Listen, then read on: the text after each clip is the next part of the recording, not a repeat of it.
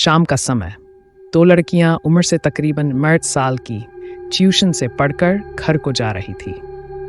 रिया यार, आज ना हम उस रास्ते से नहीं जाएंगे। किस रास्ते की बात कर रही है तू? वही यार, कब्रिस्तान वाला रास्ता। वहां से गुजरते हुए ना मुझे अजीब सा फील होता है। कमोन यार, तू भी ना, कितना डरती है। मैं हूं ना तेरे साथ। और अगर ये वाला रास्ता नहीं लेने गए तो दूसरे रास्ते से बहुत ज्यादा दूर पड़ेगा। ना बाबा ना, इतनी दूर से जाएंगे ना तो हमें 8 बज जाएंगे घर पहुंचते हुए। प्लीज यार, यहां से नहीं चलते हैं ना। तू समझ यार, वहां से नहीं, कुछ नहीं होगा। मैं हूं ना तेरे साथ, चल तू। कृतिका ने डरते हुए ही हाँ बोला और रिया के साथ चल पड़ी। रास्ते में ही एक कब्रिस्तान था। हालांकि ये अब बंद हो चुका है क्योंकि पुराना था, लेकिन उतना ही दरवाना भी। पर घर जाने के शॉर्टकट रास्ते का एकमात्र सहारा। दोनों साथ में उस रास्ते चल पड़ी थी। रिया को कुछ फर्क नहीं पड़ रहा था, जबकि कृतिका काफी हद तक डरी डरी सी चल रही थी। जल्दी चलना, लेट हो गया है पहले ही। कृतिका, यार मुझे ना ऐसा फील हो रहा है कोई हमारे पीछे है। रिया हंसते हुए, तू भी ना एकदम डरपोक ही है फट्टू कहीं की। चल, इतना क्या डर रही है, मैं हूं ना साथ में। जब रिया हो साथ तो डरने की क्या है बात। मुड़ते हुए, सच में यार ऐसा लगा कोई है पीछे जो एकदम कदम से कदम मिलाकर चल रहा हो। देख कृतिका, अगर तुझे ऐसी ही बात करनी है तो खड़ी रह और वो तेरे सोकॉल साय के साथ बातचीत करती रह। मैं जा रही हूँ घर। रिया आगे आगे तेजी से चली गई और कृतिका भी उसके पीछे दौड़ते हुए उस रास्ते को करोस कर ही गई। हालांकि वो बहुत अड़ी हुई थी। उसने इस कब्रिस्तान के बारे में बहुत सी बातें सुन रखी थी, जिसके कारण उसके मन में डर कर गया था। कृतिका घर में दाखिल हुई तो उसकी माँ ने उसे ऐसे डरे हुए देखा। वो कमरे में जा ही रही थी तब उसकी माँ अंजना ने आवाज दी, क्या हुआ कृतिका, सब ठीक है? हम अंजना जी, तो चेहरे पर 12 क्यों बजे है? रिया से लड़ाई हुई क्या? कुछ नहीं हुआ है मम्मा, मैं थक गई हूँ, रेस्ट कर लेती हूँ, सही हो जाएगा सब। ठीक है, खाना बनेगा तो आवाज दूंगी, आ जाना। वो कमरे में आई तब भी उसे इसी तरह का एहसास होने लगा, मानो कोई उसके एकदम करीब करीब होकर साये की तरह चल रहा हो। पर जब भी डरकर मुड़ती तब कुछ नहीं। वो डरकर एक किनारे बैठ गई थी। उसे अजीब सी घुटने होने लगी थी। अजीब सी आवाजें सुनाई देने लगी। हर वक्त किसी के आसपास होने का एहसास सताता। कृतिका, आखिर हो क्या रहा है मुझे?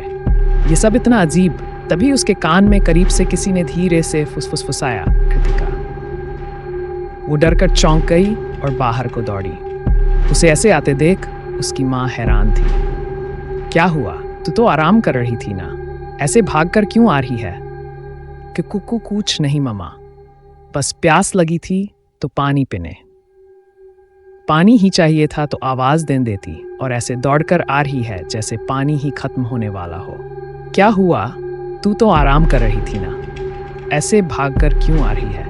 कृतिका, कुकू कुछ नहीं मम्मा, बस प्यास लगी थी तो पानी पीने। पानी ही चाहिए था तो आवाज दे देती, और ऐसे दौड़कर आ रही है जैसे पानी ही खत्म होने वाला हो।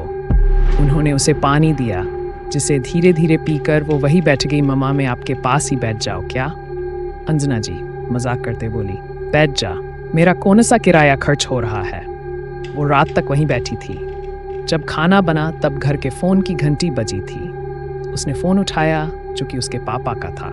रितेश जी, कृतिका, दरअसल तुम्हारे ताया जी की तबीयत खराब हो गई है, तो आज मैं उनके साथ हॉस्पिटल में ही रुक रहा हूँ। अच्छा, मम्मा को फोन देती हूँ। अंजना जी से उसने सब बता दिया था, जिस पर वो बोली, अगर भाभी को मेरी जरूरत हो तो मैं भी आ जाऊँ। रितेश जी, अगर तुम भी आ गई तो कृतिका किसके साथ रहेगी? फिलहाल रात काफी हो गई है, तुम रहने दो, मैं सुबह आऊंगा तब चलाना।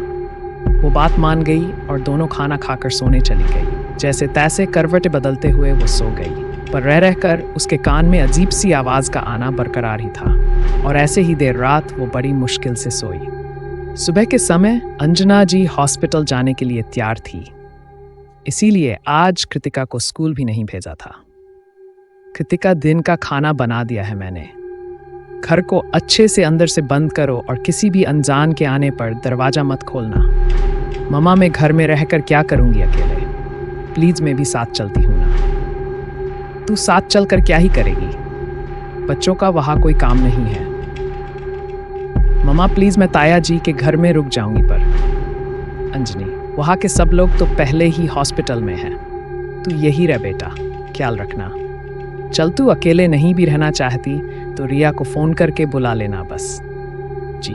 अंजना जी चली गई तो कृतिका भी अंदर आई और उसने सबसे पहले रिया को कॉल लगाई। क्या हुआ मैडम? तेरे चक्कर में आज मैंने भी स्कूल से छुट्टी की है।